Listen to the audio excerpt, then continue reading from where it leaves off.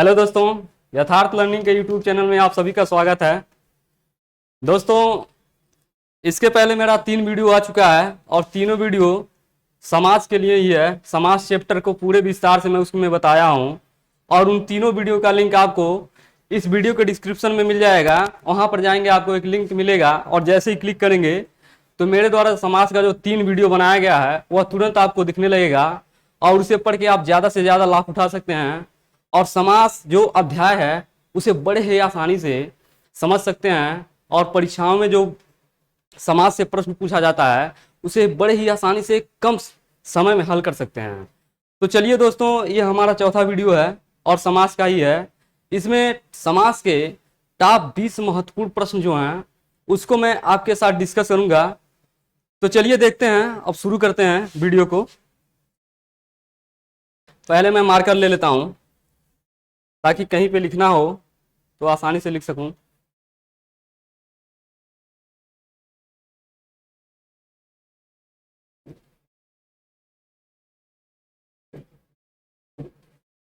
तो दोस्तों देखिए, यहाँ पे पहला हमारा क्वेश्चन है कि समास किन शब्दों से मिलकर बनता है। तो दोस्तों, यदि आपको पता होगा कि समास किन शब्दों से मिलकर बनता है तो आप तुरंत कमेंट बॉक्स में लिख कर बताइए ताकि हमें भी पता चले कि आप भी पढ़ रहे हैं और आपको इसकी जानकारी है। तो मैं आपको बता दूं, समास जो है हमारा वह सम और आस से मिलकर बना हुआ है। इन दो शब्दों से मिलकर बना हुआ है। अब समझ लेते हैं कि यहाँ पे सम और आस का क्या मतलब है। तो देखिए दोस्तों, यहाँ पे हमारा दिया हुआ है समास शब्द जो है सम और आस से मिलकर बना है, जिसमें सम का अर्थ होता है भली प्रकार और आस का अर्थ होता है मिलना। अर्थात जब दो या दो से अधिक शब्द मिलकर एक नया अर्थपूर्ण शब्द बनाते हैं तो उसे हम समास कहते हैं।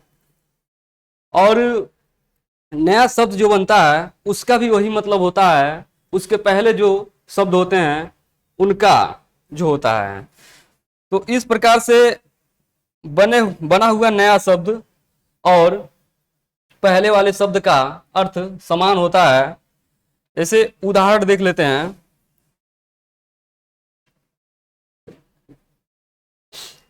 जैसे यहाँ पे हमारा एक शब्द है राजा का पुत्र। अब देखिए, जब इसे हम छोटा करके लिखेंगे तो यह हमारा हो जाएगा राजपुत्र। अब राजपुत्र का भी वही मतलब है जो राजा का पुत्र है, अर्थात इनके अर्थों में कोई परिवर्तन नहीं होता है। अब यहाँ पे देख लेते हैं दूसरा हमारा प्रश्न क्या है। दूसरा हमारा प्रश्न है समास का शाब्दिक अर्थ क्या है। तो दोस्तों, समास का शाब्दिक अर्थ जो होता है वह होता है किसी भी चीज को संक्षिप्त कर देना। देखिए, यहाँ पे राजा का पुत्र जो दिया हुआ है वह इतने बड़े को संक्षिप्त यानी छोटा करके सिर्फ राजपुत्र लिखा हुआ है और दोनों का अर्थ जो है वह समान है। अब तीसरे प्रश्न की तरफ बढ़ते हैं और तीसरा हमारा प्रश्न है और यह प्रश्न है समास कितने प्रकार का होता है। तो दोस्तों, समास जो है हमारा यह कुल 6 प्रकार का होता है। अब वह कुल 6 प्रकार कौन कौन से हैं उनको चलिए देख लेते हैं।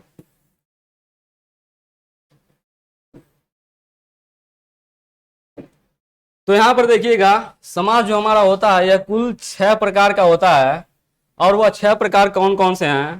पहला हमारा है अव्ययीभाव समास, दूसरा है तत्पुरुष समास, तीसरा है द्वंद्व, चौथा है बहुव्रीहि, पांचवा है कर्मधारय और छठवां है द्विगु। इस प्रकार से हमारा कुल 6 समास होता है। अब चौथे प्रश्न को देखते हैं। चौथा हमारा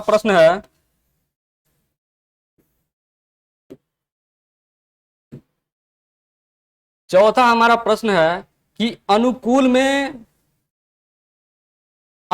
में कौन सा समास है। तो दोस्तों, यदि आपको पता हो तो तुरंत कमेंट करके बताइए कि अनुकूल में कौन सा समास है। मैं यहां पर आपको बता दूं, अनुकूल शब्द जो है इसमें हमारा अव्ययीभाव समास है। अब हम आगे बढ़ते हैं और अगले प्रश्न को देखते हैं। अगला यानी कि 5वां हमारा प्रश्न है कि यथासंभव में कौन सा समास है। तो दोस्तों, यथासंभव शब्द जो है इसमें हमारा अव्ययीभाव समास है। अब अव्ययीभाव समास को हम बढ़िया से समझ लेते हैं कि आखिर इस प्रश्न में अव्ययी भाव समास कैसे है और कैसे परीक्षा में हम अव्ययी भाव समास को पहचानेंगे। तो उसके लिए मैं आपको यहाँ पे कुछ महत्वपूर्ण शब्दों को दिखा देता हूँ, जिसके बाद आप बड़े ही आसानी से परीक्षा में अव्ययी भाव समास के प्रश्न को समझ सकते हैं और सेकेंडों में हल कर सकते हैं। तो देखिएगा, जब भी आपको परीक्षा में समस्त पद मिले, जैसे कि यहाँ पर दिया हुआ अनुकूल, जब भी आपको परीक्षा में समस्त पद मिले और वहां पर आपको उन शब्दों के शुरुआत में अनु लिखा रहे, तो वहां पर हमेशा आपका अव्ययी भाव समास होगा। इसी प्रकार से एक शब्द है प्रतिदिन, और प्रतिदिन शब्द जो है इसमें भी शुरुआत में प्रति लगा है, यानी कि शब्दों के शुरुआत में आपको अनु या प्रति मिले तो वहां पर आपका हमेशा अव्ययी भाव समास होगा। तीसरा शब्द है हर संभव, जब भी शुरुआत में हर मिले तो वहां पर भी आपका अव्ययी भाव समास होगा। इसी प्रकार से भर पेट है, इसमें भी शुरू में भर लिखा हुआ है, और यथा संभव जो है इसके शुरुआत में यथा है। तो इस प्रकार से दोस्तों आप हमेशा ध्यान रखिएगा, जब भी आपको परीक्षा में कोई शब्द मिले और उसके शुरुआत में आपको अनु, प्रति, हर, भर, यथा लगा रहे, तो वहां पर हमेशा आपका अव्ययी भाव समास होगा। आप इसे नोट करते रहिएगा इन शब्दों को, ताकि परीक्षा में आप सेकेंडों में अव्ययी भाव समास को हल कर सकें।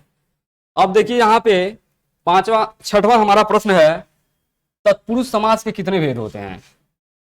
तो कमेंट करके बताइए कि तत्पुरुष समास के कितने भेद होते हैं। तो दोस्तों तत्पुरुष समास के भी कुल 6 भेद ही होते हैं।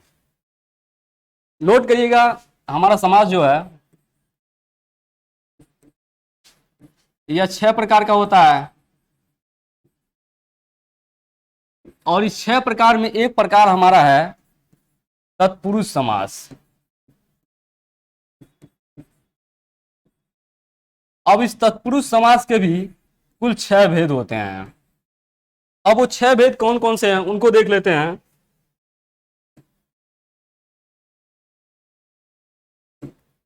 यदि आपके पास नोटबुक है तो आप नोट करते जाइएगा इन प्रश्नों को, क्योंकि इन प्रश्नों के माध्यम से मैं महत्वपूर्ण शब्दों को भी समझा रहा हूं और बता रहा हूं, ताकि आप आसानी से इन शब्दों को याद रख सकें और इनके आधार पे समास को बड़े ही आसानी से पहचान सकें। तो देखिए दोस्तों, हमारा तत्पुरुष समास जो है इसके भी 6 भेद होते हैं, और इसमें पहला होता है कर्म तत्पुरुष समास, दूसरा है करण तत्पुरुष समास, तीसरा है संप्रदान तत्पुरुष समास, चौथा है अपादान तत्पुरुष समास, पांचवा है संबंध तत्पुरुष समास, और छठवां है अधिकरण तत्पुरुष समास।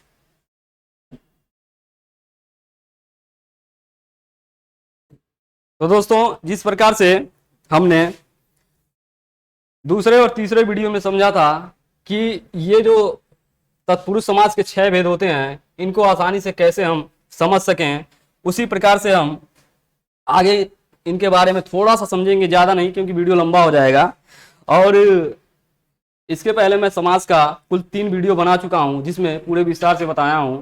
तो इस वीडियो को मैं लंबा नहीं करूंगा, आपका कीमती समय बर्बाद ना हो, इसके लिए मैं इसे संक्षिप्त में समझा रहा हूं। तो देखिए दोस्तों, हमने समझ लिया कि तत्पुरुष समास के भी 6 भेद होते हैं। अब 7वां हमारा प्रश्न है कि गगनचुंबी में कौन सा समास है? तो देखिए दोस्तों, दूसरे वीडियो में मैंने आपको बताया है कि कोई भी समस्त पद अगर दिया हुआ है और उसमें कौन सा समास है, इसे हमें आसानी से पहचानना है। तो सबसे पहले हम दिए हुए समस्त पद का समास विग्रह करेंगे। तो देखिए गगनचुंबी जो है, जब इसका हम समास विग्रह करेंगे तो यह हो जाएगा गगन को चूमने वाला।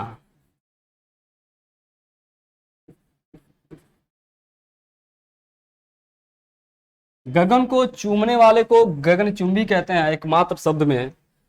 तो यहां पर ध्यान दीजिएगा, जब भी आप किसी समस्त पद का विग्रह करेंगे और आपको विग्रह के बीच में को मिले, तो वहां पर हमेशा आपका कर्म तत्पुरुष समास होगा।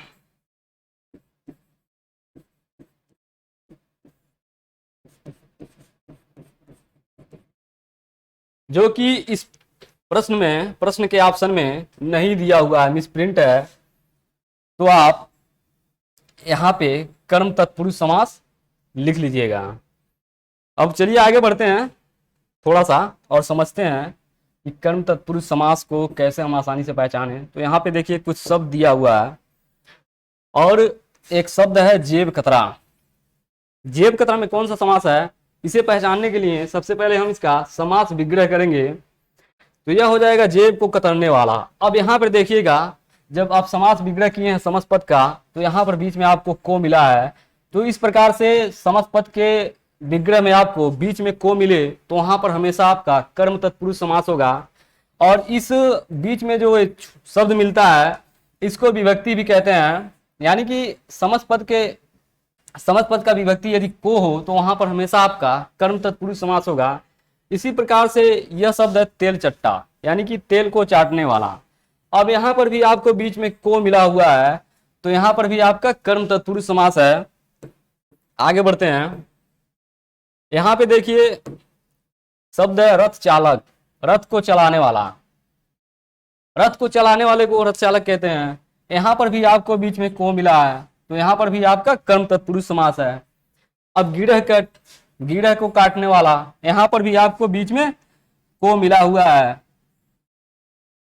तो यहाँ पर भी आपका कर्म तत्पुरुष समास है।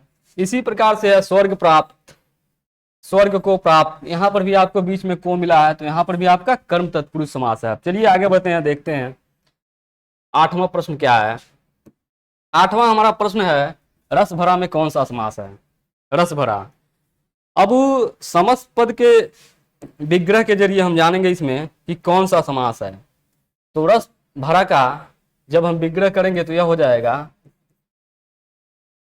रस से भरा।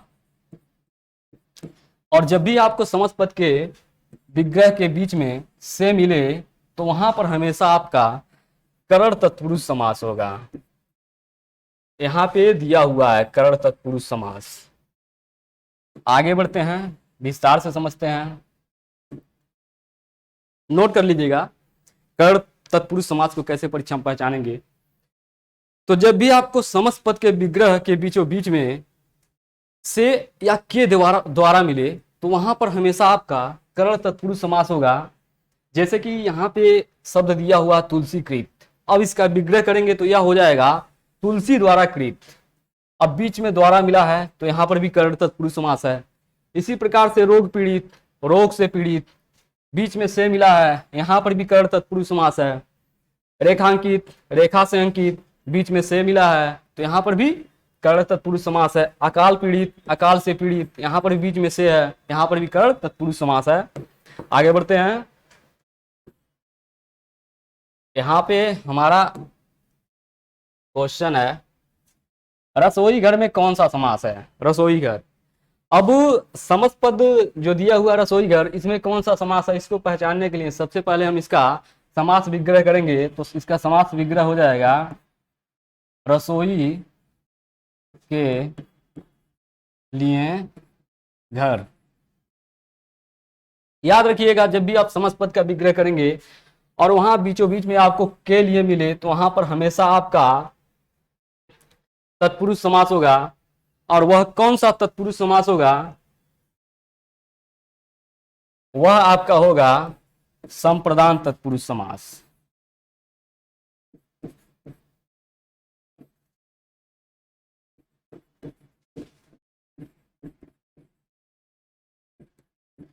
याद रखिएगा जब भी आप समस्त पद का विग्रह करेंगे आप और आपको बीचों बीच में के लिए मिले तो वहां पर हमेशा आपका संप्रदान तत्पुरुष समास होगा। आगे बढ़ते हैं, 10वां क्वेश्चन है कि देशभक्ति में कौन सा समास है। देशभक्ति, अब इस देशभक्ति का समास विग्रह करेंगे तो यह हो जाएगा हमारा देश के लिए भक्ति।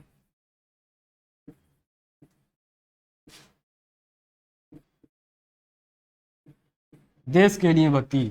और जब भी आप समस्त पद का विग्रह करेंगे और बीच में आपको के लिए मिले तो वहां पर हमेशा आपका संप्रदान तत्पुरुष समास होगा। आगे बढ़ते हैं, थोड़ा विस्तार से देखते हैं। देखिए यहाँ पे समस्त पद दिया हुआ है विधानसभा, अब इसका विग्रह हो जाएगा विधान के लिए सभा। यहाँ पर बीच में के लिए मिला है तो यहाँ पर हमारा संप्रदान तत्पुरुष समास है। अब देखिए यह शब्द है रसोई घर, रसोई के लिए घर, बीच में के लिए मिला है, यानी कि विभक्ति के है, के लिए है, तो यहां पर हमारा संप्रदान तत्पुरुष समास है। इसका इस्तेमाल आप रोज करते होंगे। इसका विग्रह करेंगे तो यह हो जाएगा शौच के लिए आल है, बीच में के लिए मिला है यानी विभक्ति के लिए है, तो यहाँ पर संप्रदान तत्पुरुष समास है। अब यह है सभा भवन, सभा के लिए भवन, के लिए मिला है, संप्रदान तत्पुरुष समास है। माल गोदाम, माल के लिए गोदाम, बीच में के लिए मिला है, यहाँ पर भी संप्रदान तत्पुरुष समास है।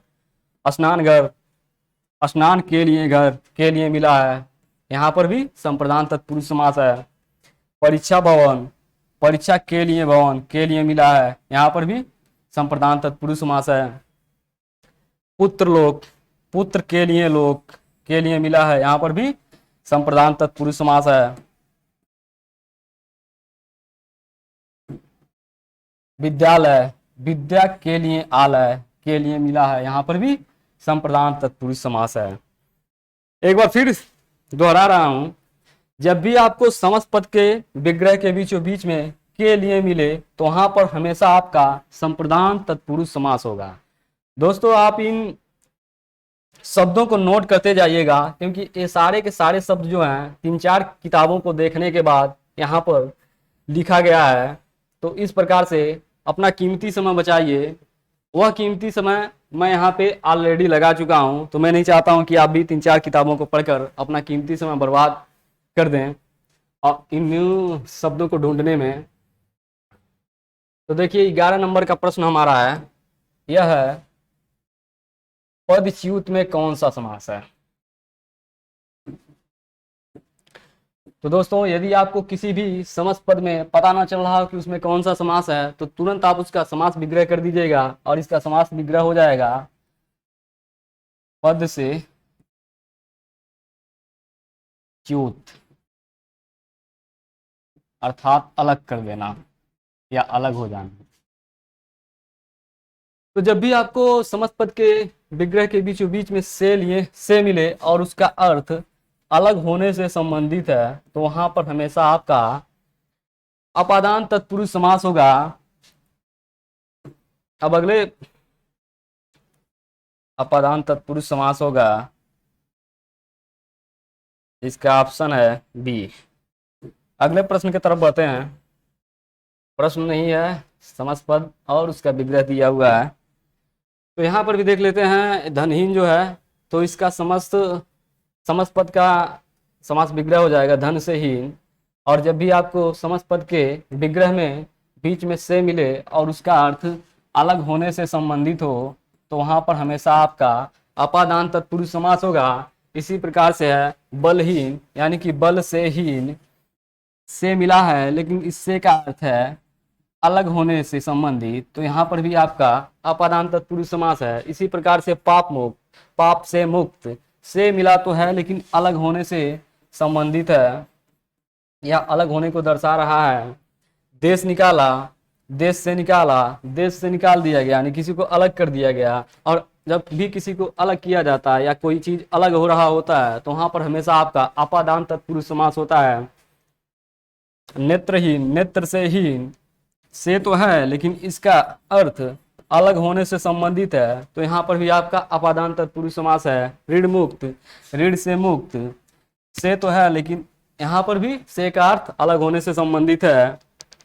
और हमारा अपादान तत्पुरुष समास का एक आखिरी शब्द है पथ भ्रष्ट, पथ से भ्रष्ट, से तो है लेकिन यह से अलग होने से संबंधित है। कोई अपने मार्ग से भटक गया है यानी कि अलग हो गया है। और जब भी कोई चीज अलग हो रहा होता है या किसी चीज को अलग किया जा रहा होता है, तो वहां पर हमेशा आपका अपादान तत्पुरुष समास होता है।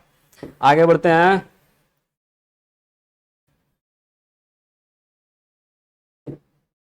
और 12वां नंबर का हमारा प्रश्न है, राजाज्ञा में कौन सा समास है। राजाज्ञा। और जब भी आपको समस्त पद में पता ना चले कि उसमें कौन सा समास है, तो आप तुरंत उसका समास विग्रह कर दीजिएगा। यहाँ पे है राजाज्ञा और इसका समास विग्रह हो जाएगा राजा का आज्ञा। और जब भी आपको समस्त पद के विग्रह के बीचों बीच में का मिले और वह का संबंध को दर्शा रहा हो तो वहां पर आपका संबंध तत्पुरुष समास होगा।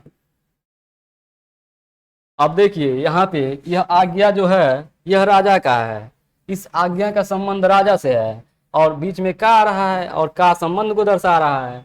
और जब भी आपको समस्त पद के विग्रह में बीचों बीच में का मिले और उसका का अर्थ संबंध से हो तो वहां पर आपका संबंध तत्पुरुष समास होगा। नाम से ही स्पष्ट है, संबंध तत्पुरुष समास यानी कि संबंध को दर्शाएगा, संबंध को बताएगा। यहाँ पे कुछ समस्त पद दिया हुआ है, देख लीजिए। यह है राजकुमार, राजा का कुमार, यह कुमार जो है राजा का है, बीच में का तो आ रहा है लेकिन संबंध को दर्शा रहा है। इस प्रकार से यहाँ पे संबंध तत्पुरुष समास है। राजपुत्र, राजा का पुत्र, यह पुत्र जो है राजा का है, राजा और पुत्र में संबंध है, यहाँ पे संबंध तत्पुरुष समास है। इसी प्रकार से विद्यासागर, विद्या का सागर, यह सागर जो है विद्या का है, यहाँ पर भी आपका संबंध तत्पुरुष समास है। शिव कृपा, शिव की कृपा, यहाँ पर भी आपका, अब ध्यान दीजिएगा, नोट कर लीजिएगा इसको। जब भी आपको समस्त पद के विग्रह के बीचों बीच में का, की और के मिले तो वहां पर हमेशा आपका संबंध तत्पुरुष समास होगा। जैसे यहाँ पे है शिव कृपा, शिव की कृपा, यहाँ पर भी आपका संबंध तत्पुरुष समास है। जब भी आपको समस्त पद के विग्रह के बीचों बीच में का, की, के मिले। पराधीन, पर के अधीन, बीच में के मिला है तो यहाँ पर भी आपका संबंध तत्पुरुष समास है। आगे बढ़ते हैं।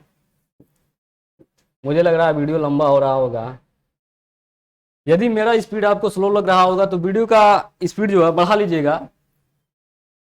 आपके पास एक फैसिलिटी अवेलेबल है, यूट्यूब ने अवेलेबल करवा दिया ताकि आपका कीमती समय बर्बाद ना हो। शोक मग्न में कौन सा समास है? कौन सा समास है? पहले इसका विग्रह करिए और आसानी से समझिए। शोक में मग्न, भैया कोई है जो शोक में मग्न हो गया, शोक में पूरी तरह से डूब गया है, तो जब भी आपको समस्त पद के विग्रह के बीचों बीच में मिले तो वहां पर हमेशा आपका अधिकरण तत्पुरुष समास होगा। यहाँ पे विकल्प ये दिया हुआ है। अब कुछ समस्त पद को देख लेते हैं। यहां देखिए, पहला हमारा है पुरुषोत्तम, समस्त पद पुरुषों में उत्तम, बीच में मिला है तो यहाँ पर हमेशा आपका अधिकरण तत्पुरुष समास है। लोकप्रिय, लोक में प्रिय, में तो मिला है, अधिकरण तत्पुरुष समास है। सर्वोत्तम, सबों में उत्तम या सब में उत्तम, में मिला है, अधिकरण तत्पुरुष समास है। आप बीती, आप पर बीती। अब यहाँ पर भी नोट कर लीजिएगा, जब भी आपको समस्त पद के विग्रह के बीचों बीच में या पर मिले तो वहां पर आपका हमेशा अधिकरण तत्पुरुष समास होगा। दोस्तों इस चीज को मैंने आपको समास का जो मेरा दूसरा वीडियो है उसमें पूरे विस्तार से बताया हूं कि कौन सा शब्द यदि समस्त पद के विग्रह के बीचों बीच में आ रहा है तो वहां पर कौन सा समास है, इसको मैंने पूरे विस्तार से डिस्कस किया हुआ है और उस वीडियो का लिंक मैं इस वीडियो के डिस्क्रिप्शन में डाल दूंगा और जाकर उसको देख लीजिएगा, और ताकि आपका जो डाउट है वह क्लियर हो जाए और आसानी से आप किसी भी समास को पहचान सकें। आगे बढ़ते हैं। 14 नंबर का हमारा प्रश्न है, कौन सा समास है जो विशेषण और विशेष से या संज्ञा से मिलकर बनता है? विशेषण और संज्ञा से मिलकर बनता है, वह कौन सा समास है? यदि आपको पता हो तुरंत कमेंट करके बताइए। तो दोस्तों वह हमारा समास होता है कर्मधारय समास। यह कर्मधारय समास जो होता है यह विशेषण और संज्ञा से मिलकर बनता है। वह कैसे, देख लेते हैं कुछ समस्त पद के जरिए। यहाँ पे पहला हमारा शब्द है महाकवि। अब देखिएगा इसमें विशेषण और संज्ञा कैसे है। देखिए यहाँ पे महा जो दिया हुआ है, यह महा जो है यह है आपका विशेषण और कवि जो है यह है संज्ञा। इस प्रकार से विशेषण और संज्ञा से मिलकर शब्द बना है महाकवि। तो विशेषण और संज्ञा से हमेशा मिलकर बनता है कर्मधारय समास। और कर्मधारय समास में हम समस्त पद का जब विग्रह करते हैं तब बीचों बीच में हमको है जो मिलता है। जैसे यहाँ पे देख लीजिए, महाकवि, महान है जो कवि, महान है जो कवि, है जो मिला है। इसी प्रकार से महौषधि, महान है जो औषधि।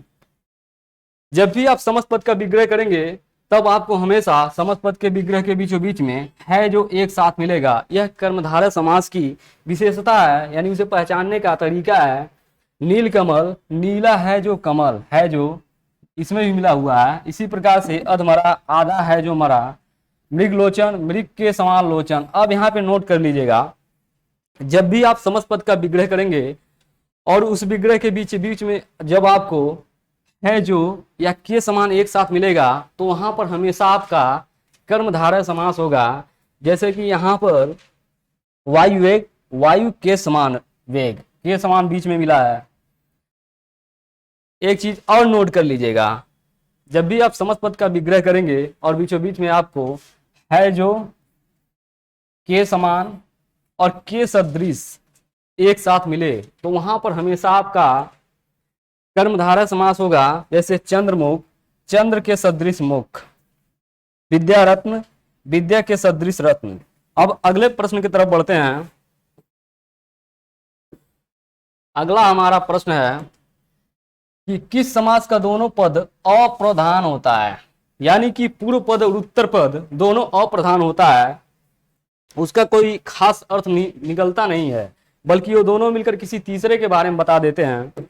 इसी प्रकार से वहां पे पूर्व पद और उत्तर पद दोनों अप्रधान होता है। तो यह हमारा होता है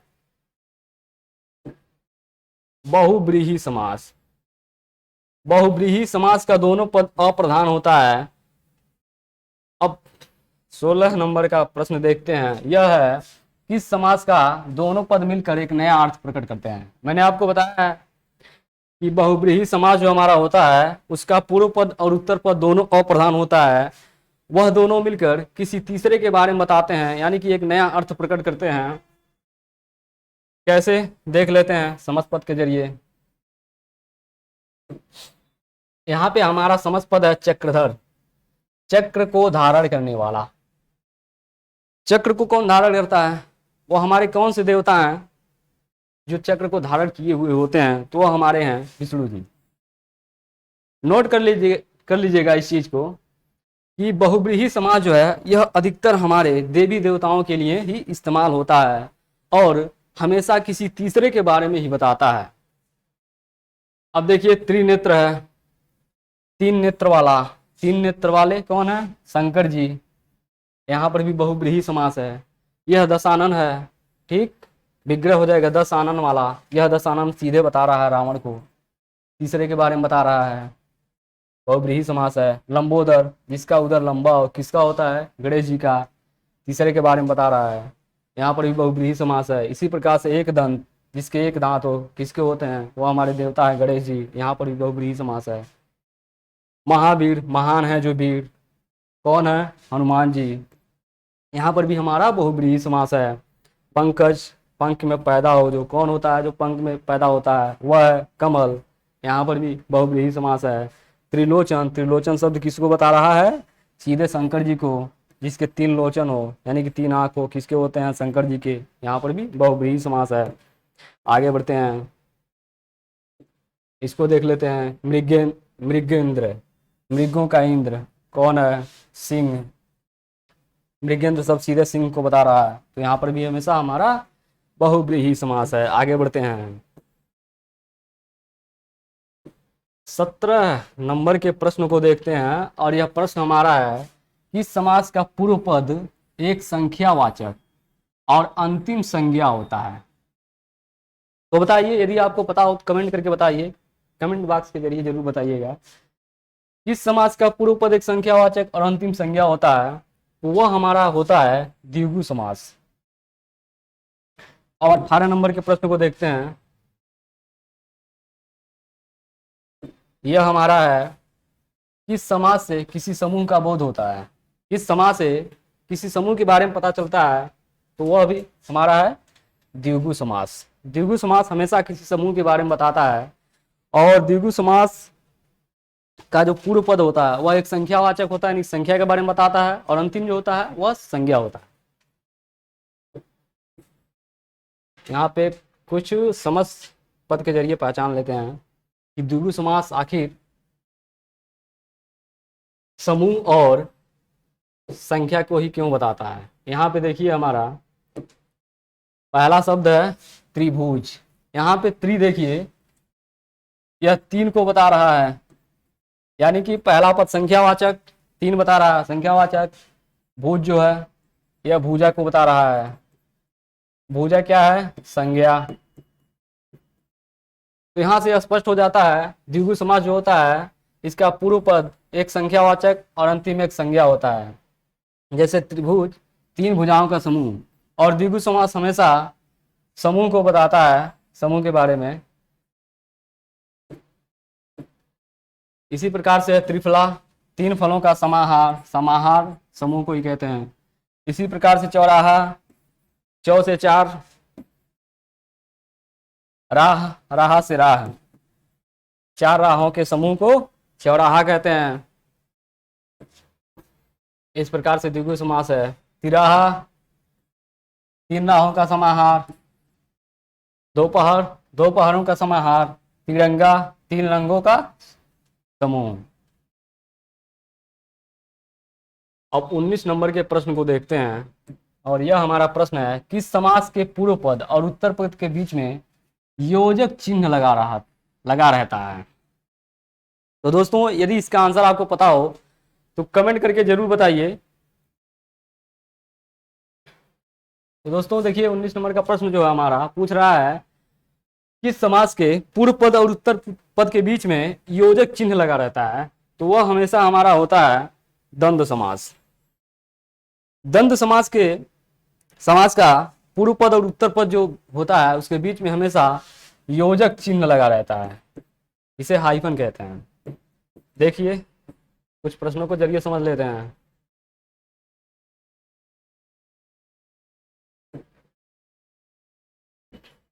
द्वंद्व समास के पूर्व पद और उत्तर पद के बीच में योजक चिन्ह लगा रहता है। हाँ, 20 नंबर के प्रश्न को देख लेते हैं, और यह हमारा प्रश्न है किस समास के समस्त पद के विग्रह में और, अथवा, या, एवं आता है। तो अभी हमारा होता है द्वंद्व समास। द्वंद्व समास का जब विग्रह कहते हैं तो और, अथवा, या, एवं आता है। अब चलिए देख लेते हैं कुछ शब्दों के जरिए। देखिए पहला हमारा शब्द दिया है माता और पिता।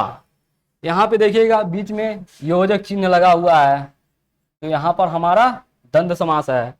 अब माता और पिता का जब विग्रह करेंगे तो यह हो जाएगा माता और पिता, बीच में और आ गया, तो यहाँ पर हमारा द्वंद्व समास है।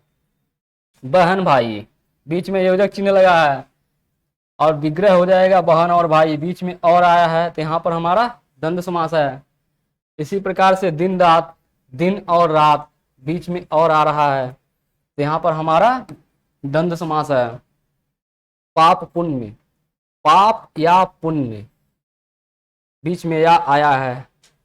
आप नोट किए होंगे लेकिन एक बार फिर से बता रहा हूं, जब भी आप द्वंद्व समास का विग्रह करेंगे तो आपको हमेशा समस्त पद के विग्रह के बीच में और, अथवा, या, एवं मिलेगा। और जब भी समस्त पद के विग्रह के बीच में आपको और, अथवा, या, एवं मिले तो वहां पर हमेशा आपका द्वंद्व समास होगा।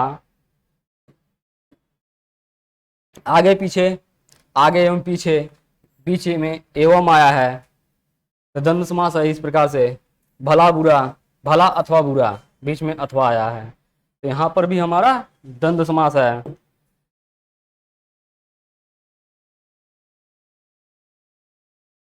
तो दोस्तों इस प्रकार से समास के जो 20 महत्वपूर्ण प्रश्न बन सकते थे, या जो विभिन्न परीक्षाओं में इन पे प्रश्न बनाकर पूछा गया है, उसको मैंने पूरे विस्तार से डिस्कस किया है। और इसके पहले मैं समास का 3 वीडियो अपलोड कर चुका हूं, जो इस वीडियो के डिस्क्रिप्शन में मिल जाएगा। यदि आपको हमारा यह वीडियो अच्छा लगा हो तो वीडियो को लाइक कीजिए और ज़्यादा से ज़्यादा शेयर कीजिए जितना आपसे हो सकता है, और चैनल को सब्सक्राइब करने के बाद बेल आइकन को दबा दीजिए ताकि जैसे ही मैं अगला वीडियो अपलोड करूं उसका नोटिफिकेशन तुरंत आपके पास पहुंच जाए, आप उसे देखकर लाभ उठा सकें और परीक्षा में बेहतर अंक प्राप्त कर सकें। तो दोस्तों अब तक के लिए इतना ही। मिलूंगा मैं आपसे अगले वीडियो में, और अगले वीडियो का हमारा टॉपिक जो होगा वह होगा संधि। संधि को पूरे विस्तार से पढ़ेंगे, समझेंगे। तो दोस्तों अब तक के लिए धन्यवाद। क्या हुआ?